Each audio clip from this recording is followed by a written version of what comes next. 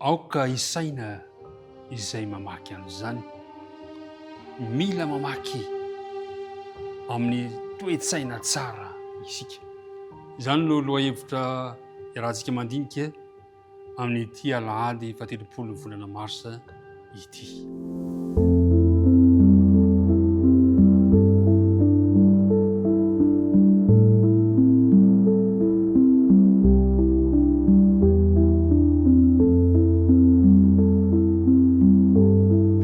Faliana no anlorako ny fiarabananao sy ny ankohonanao indray tafahoana ary mpiara-midinika namana.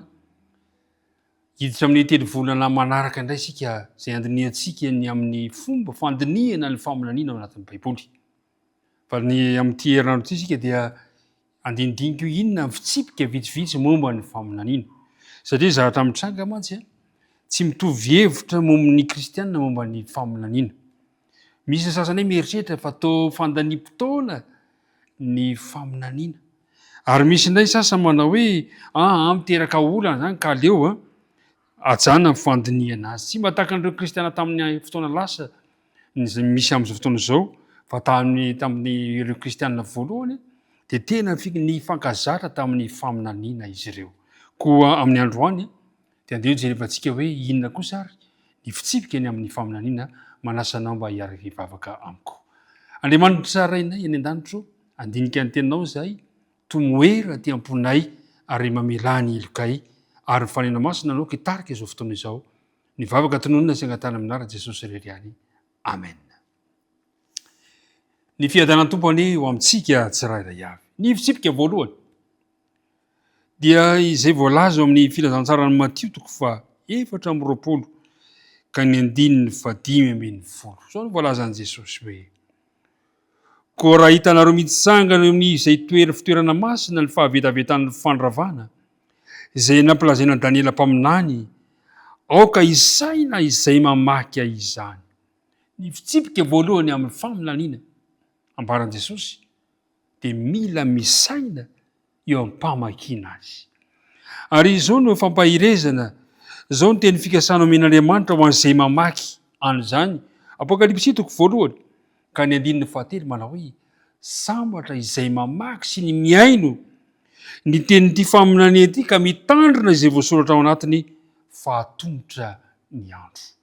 Misy fitahiana, misy fahasambarana izay omanin'Andriamanitra azy, omanin'Andriamanitra izay mamaky azy amin'ity famolanana ity omeny ho antsika. Noho izany dia izao asaina isika hamaky amin'ny fieritreretana tsara, fa tsy foana tsekory no itenenan'Andriamanitra, ary koa azontsika atao ny mahafantatra ny fahamarinana izay ambaran'Andriamanitra amin'ny alalan'ireny teny famolanana ireny.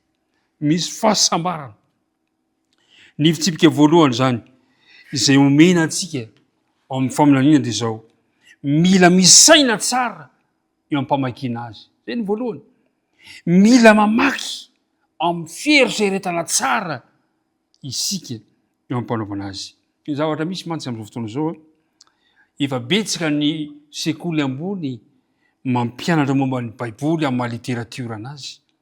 Fa ny zavatra misy anefa dia betsaka ireo mpampianatra amin'ireny toerana ireny mamaky ny Baiboly toy ny famakian'ny olona anganongoano, na tantara fotsiny an-tsehatra, na tantara mahaliana fotsiny ihany.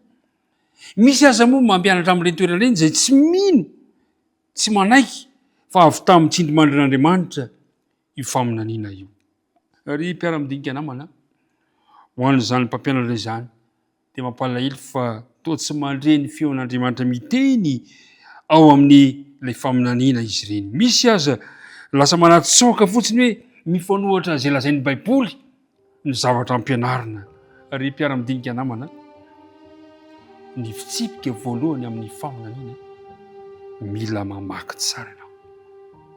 Izany hoe mila milefitra eo anatrehan'ny tompo sy manokatra ny fonao hianatra ny fahamarinana rehefa mamaky ny Baiboly. Amin'izay mantsy dia azo antoka tsara fa aharay hafatra voarakitra sy ahatakatra araka ny tokony ho izay tian'Andriamanitra sy ny momba an'Andriamanitra ilay masina sy be fitiavana ianao amin'izay fotoana izay.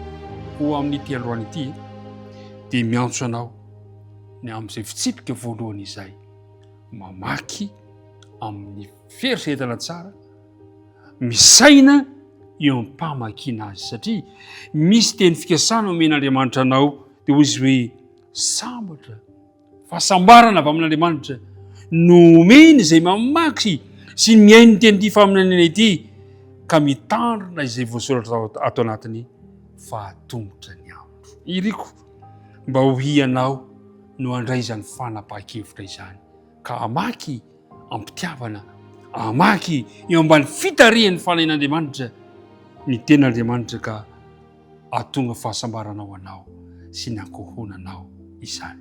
Andeha ary araka hivavaka isika amaranantsika sy amin'ny tianantsika izany loha hevitra androany izany. Rainay tsara ilazainy an-danitra, misaotra anao izahay noho ny fotoana izay nomenao anay androany, nahafany nahafantatra fa misy fitsipika izay omenao anay raha andinika ny teninao sy ny faminaniana izahay. Dia ny voalohany amin'izany mila mamaky tsara ao anatin'ny fieritseretana izahay ary mamaky eo ambany fitarihan'ny fanahinao irery ihany ka dia mba hita fahasambarana, ahita fifaliana ny amin'izany izay. Dia mitahy izao mpiara-midinika amiko izao ivavaka tanoana sy angatahana noho ny amin'ny anaran'i Jesosy irery ihany. Amen.